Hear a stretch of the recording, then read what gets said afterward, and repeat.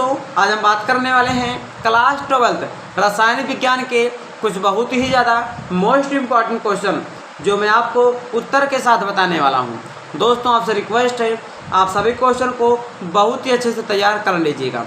तो दोस्तों सबसे पहले हम बात करेंगे कोलराउस का नियम, उसके बाद में हम बात करेंगे फैराडे का प्रथम नियम, उसके बाद में बात करेंगे फैराडे का दूसरा नियम, ठीक है। और दोस्तों उसके बाद में मानक इलेक्ट्रोड विभव और नेरेस समीकरण और विद्युत रासायनिक श्रेणी। दोस्तों ये जो क्वेश्चन सभी हैं बहुत ही ज़्यादा इम्पॉर्टेंट हैं। तो चलिए नो बकवास वीडियो को हम शुरू करते हैं। दोस्तों यहाँ पर हमारा फर्स्ट जो क्वेश्चन है कोलराउस का नियम क्या होता है दोस्तों, मोस्ट इम्पॉर्टेंट है दोस्तों आपके बोर्ड एग्जाम के लिए, और 4 मार्च को दोस्तों यही से आने वाला है, ठीक है। तो पहला क्वेश्चन है कोलराउस का नियम। तो इसके अनुसार विद्युत अपघट्टों के विलयन में अनंत तनुता पर विद्युत अपघट्ट पूर्ण अपघटित हो जाते हैं। विद्युत अपघट्ट में उपस्थित प्रत्येक आयन अपने साथी आयन से प्रभावित हुए बिना स्वतंत्र रूप से अनुगमन करता है। अब दोस्तों समझिएगा कि कोलराउस के नियम के अनुसार विद्युत अपघट्टों के विलयन में, ठीक है, जो विद्युत अपघट्ट होते हैं उसके विलयन में अनंत तनुता पर जो विद्युत अपघट्ट होते हैं वो क्या होते हैं, पूर्ण रूप से अपघटित हो जाते हैं, ठीक है। विद्युत अपघट्टों के विलयन में जो अनंत तनुता पे जो विद्युत अपघट्ट होते हैं वो पूर्ण रूप से अपघटित हो जाते हैं, ठीक है। और जो आयन होता है जो विद्युत अपघट्ट में जो प्रत्येक आयन होता है वो अपने साथी आयन से प्रभावित हुए बिना, ठीक है, उसके साथ में जो आयन होता है उससे प्रभावित हुए बिना ही स्वतंत्र रूप से अनुगमन करता है, इधर उधर दोस्तों स्वतंत्र रूप से आगा जाता है। इसी को हम बोलते हैं कोलराउस का नियम, ठीक है दोस्तों। तो ये होता है कोलराउस का नियम। आशा करता हूँ दोस्तों आप बहुत बेहतरीन तरीके से सरल शब्दों में कोलराउस के नियम को समझ गए होंगे। तो दोस्तों चलिए अब हम बात कर लेते हैं हमारा जो अगला क्वेश्चन है फैराडे का प्रथम नियम, ठीक है, उस पर। दोस्तों यहाँ पर एक छोटा सा क्वेश्चन है लेकिन इम्पॉर्टेंट क्वेश्चन है कि चालकत्व को परिभाषित कीजिए एवं चालकत्व एवं प्रतिरोध में संबंध बताइए, ठीक है। तो प्रतिरोध के व्युत्क्रम को चालकत्व कहते हैं, ठीक है दोस्तों। प्रतिरोध के उल्टा को अगर हम प्रतिरोध क्या करेंगे उल्टा कर देंगे तो उसी को हम चालकत्व कहते हैं। यानी कि दोस्तों प्रतिरोध के व्युत्क्रम को हम चालकत्व कहते हैं और G बराबर होता है 1/R, ठीक है दोस्तों। R नीचे है यानी कि 1/में है, व्युत्पन्न में है, व्युत्क्रम में है, तो संबंध क्या हो जाएगा G बराबर 1/R, ठीक है दोस्तों, ये संबंध है। अब अगला दोस्तों है फैराडे का प्रथम नियम। तो फैराडे ने जो प्रथम नियम दिया था 1833 ईस्वी में दिया था। जब किसी विद्युत अपघट्टों के विलयनों में धारा प्रवाहित की जाती है तो इलेक्ट्रोडों पर आक्सीकृत या अपचयित होने वाले आयन की मात्रा विलयन में प्रवाहित होने वाले आवेश पर निर्भर करती है। अब दोस्तों समझिएगा कि जब किसी विद्युत अपघट्ट के विलयन में यानी कोई भी विद्युत अपघट्ट का विलयन हो और उसमें हम धारा को प्रवाहित करते हैं, ठीक है, तो इलेक्ट्रोडों पर जो इलेक्ट्रोड होते हैं उस पर आक्सीकृत या अपचयित होने वाले आयन की जो मात्रा होती है, ठीक है, उस पर जितने भी आक्सीकृत या अपचयित होने वाले आयन की मात्रा होगी वो किस पर निर्भर करती है, वो दोस्तों वो अनुक्रमानुपाती होती है आवेश के। तो दोस्तों यही होता है फैराडे का प्रथम नियम, ठीक है दोस्तों। आपको सिंपल से याद रखना है कि आयन की जो मात्रा होती है वो आवेश के समानुपाती होती है, आवेश पर निर्भर करती है। यानी कि अगर आवेश की मात्रा बढ़ेगा, ठीक है, जो Q है बढ़ेगा तो आयन की मात्रा भी बढ़ेगी दोस्तों। यही होता है फैराडे का प्रथम नियम। आशा करता हूँ दोस्तों आप बहुत ही बेहतरीन तरीके से समझ गए होंगे। तो चलिए दोस्तों हम बात कर लेते हैं अगला क्वेश्चन यानी कि जो है फैराडे का द्वितीय नियम क्या होता है। दोस्तों आपसे रिक्वेस्ट है आप सभी क्वेश्चन को तैयार कर लीजिएगा दोस्तों, क्योंकि सभी क्वेश्चन मोस्ट इम्पॉर्टेंट है और लगभग हर साल आपके बोर्ड एग्जाम में पूछे जा रहे हैं और इस बार भी आएंगे, मैं गारंटी के साथ कह रहा हूँ। दोस्तों फैराडे का दूसरा नियम है, द्वितीय नियम है, यदि विभिन्न विद्युत अपघट्टों के विलयन में समान आवेश प्रवाहित किया जाए तो प्रत्येक इलेक्ट्रोडों पर आयनों के समान ग्राम तुल्यांक मुक्त होते हैं। अब दोस्तों क्या है कि यदि हम विभिन्न विद्युत अपघट्टों के विलयन में समान आवेश, विद्युत अपघट्ट क्या हो, विभिन्न हो, अनेकों प्रकार के हों, लेकिन आवेश कैसा हो, समान आवेश, उस पर हम प्रवाहित करें तो प्रत्येक इलेक्ट्रोडों पर क्या होंगे, समान ग्राम तुल्यांक मुक्त होते हैं। दोस्तों इसका कहने का तात्पर्य यह है कि अगर वैद्युत अपघट्ट क्या हो, अलग अलग हों, आवेश हम समान डालेंगे तो क्या होगा, ग्राम तुल्यांक भी क्या होगा, सभी आयनों पर समान मुक्त होंगे। ठीक है दोस्तों, यानी कि W जो होता है ना, समानुपाती होता है E के। ठीक है, तो आपको सिंपल सा इसी को याद रखना है। और जब हम समानुपाती हटाएंगे तो यहाँ पर आएगा Z, यानी कि W बराबर हो जाएगा ZQ। Z दोस्तों Q बराबर होता है IT।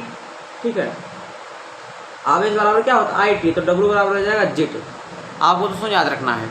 अगला क्वेश्चन दोस्तों, मानक इलेक्ट्रोड विभव क्या होता है और E नाट में क्या संबंध होता है दोस्तों। ठीक है, मानक इलेक्ट्रोड विभव क्या होता है ये आपको बताना है। तो सबसे पहले आपको याद रखना है C बराबर क्या हो दोस्तों, तो C बराबर 1 मोल प्रति लीटर हो, T क्या हो 25 डिग्री हो, और P क्या हो दोस्तों, तो 1 ATM हो।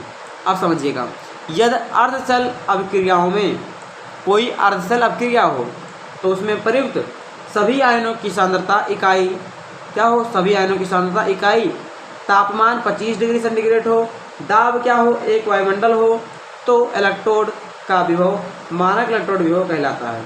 दोस्तों सिंपल सा आपको याद रखना है कि यदि अर्धशल अभिक्रियाओं में प्रयुक्त सभी आयनों की सांद्रता क्या हो, सभी आयनों की सांद्रता 25 सेंटीग्रेड हो तापमान, और 1 ATM दाब हो वायुमंडल, तो उसी को हम बोलेंगे क्या, मानक इलेक्ट्रोड विभव।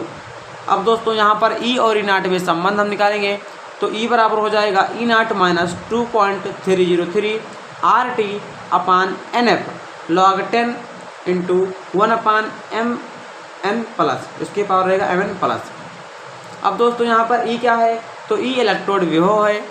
ठीक है, E नाट क्या है, तो मानक इलेक्ट्रोड विभव है, और T क्या दोस्तों, तो T जो तापमान है, टेम्परेचर है। ठीक है, उसके बाद में जहाँ F क्या है दोस्तों, तो F फैराडे स्थिरांक है, जिसका मान 96 ठीक है 500 गुलाम होता है दोस्तों। R क्या है, तो सार्वत्रिक गैस नियतांक है, जिसका मान 8.312 ठीक है जूल प्रति केल्विन प्रति मोल होता है। और दोस्तों N क्या है, N इलेक्ट्रोड की संख्या दोस्तों। ठीक है, तो आपको याद रखना है E बराबर E नाट माइनस 2.303 RT अपान NF log 10 1 अपान M के पावर N प्लस। ठीक है दोस्तों, जो आपके न्यूमेरिकल है दोस्तों, जो सवाल है इसी से लगेंगे, तो आपसे रिक्वेस्ट है आप इसको तैयार कर लीजिएगा दोस्तों।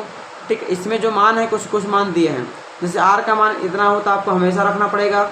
ठीक है, F का मान दोस्तों दिया रहेगा। ठीक है, यहाँ पर F का मान दिया है 96,500। ठीक है मान दोस्तों, आपको T जो ताप दिया रहेगा क्वेश्चन में वो आपको यहाँ रखना रहेगा। ठीक है, log 10 यहाँ पर आपको एक मानना पड़ेगा हमेशा log 10। ठीक है, और उसके बाद में यहाँ पर N क्या मानेंगे, N इलेक्ट्रोड की संख्या रहेगी। तो दोस्तों आशा करता हूँ आप मानक इलेक्ट्रोड विभव को अच्छे से समझ गए होंगे। तो चलिए आगे बढ़ते हैं। अब दोस्तों आगे है टिप्पणी लिखिए किस पे, नेरेस्ट समीकरण पर। ठीक है, तो सांद्रता एवं P के मध्य इलेक्ट्रोड विभव में परिवर्तन नेरेस्ट समीकरण कहलाता है।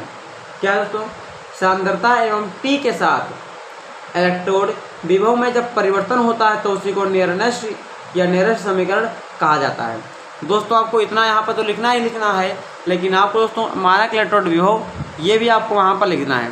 ठीक है, अगर ये क्वेश्चन आएगा तो आपको यही लिखना है, लेकिन अगर आपको नेरेस्ट समीकरण आता है दोस्तों तो आपको ये पूरा लिखना है। ठीक है, पूरा लिखने के बाद में लास्ट में आपको इस तरह से इतना लिख देना है दोस्तों। ठीक है, तब आपका पूरा नंबर आपको यहाँ पर मिलेगा। अब दोस्तों एक इम्पॉर्टेंट फार्मूला नोट में लिखेंगे, ई सेल बराबर होता है ई कैथोड माइनस ई एनोड। दोस्तों लगभग काफ़ी सवाल हैं जो आपको इससे भी हल हो जाएंगे। ई सेल बराबर ई कैथोड और माइनस ई एनोड। दोस्तों आशा करता हूँ आप अच्छे से समझ गए होंगे।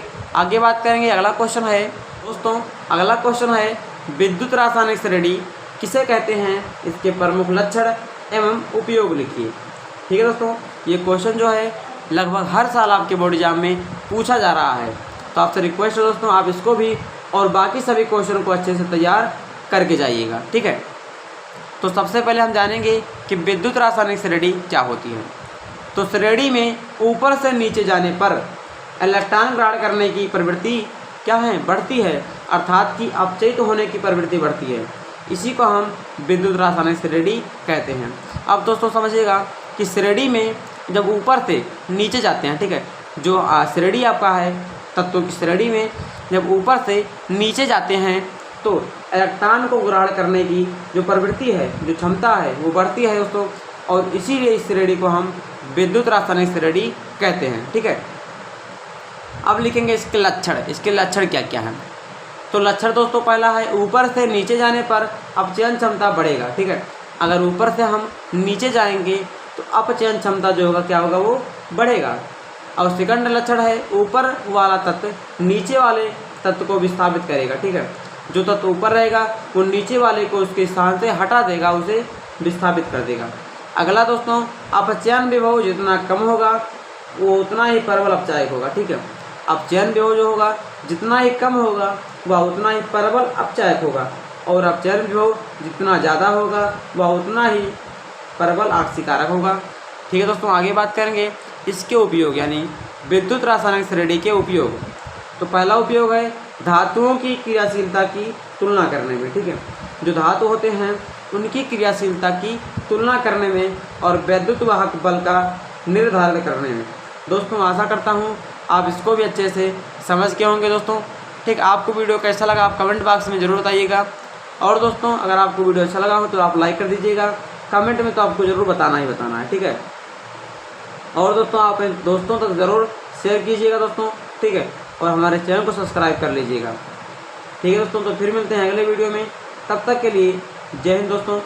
ठीक है, वंदे मातरम।